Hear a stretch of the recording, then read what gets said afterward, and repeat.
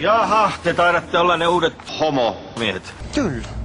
Miten helkkarissa tämmönen voi olla edes mahdollista? Ei oo tietoa. Suppo Taalasmaa, Talotaikurit Oyn toimitusjohtaja ja teidän edeltäjänne. Jos tarvitte jotakin pontikkaa tai neuvoa tai hyvää olutta, niin kääntykää vaan mun puoleen.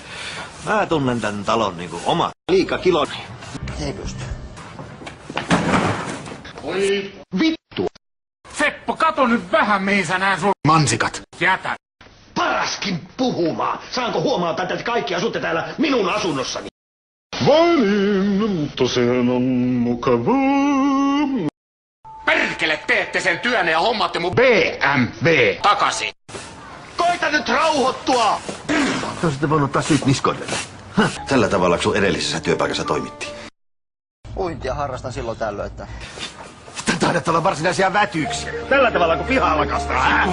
Mitä vittua? Sä täällä oikein möykkä. No yritän opettaa nää helvetin homot talon tavoille. Jatkakaa te vaan töitänne. Sinä. Turpa kiinni nyt! Mene. Auttakaa! Alahan selittää. Mitä vittua sulle oikein tuli?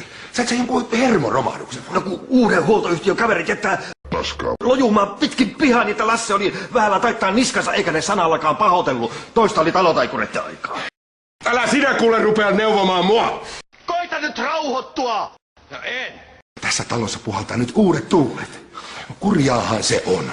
Mutta siihen on vaan totuttava. Ottaa niin pulloon.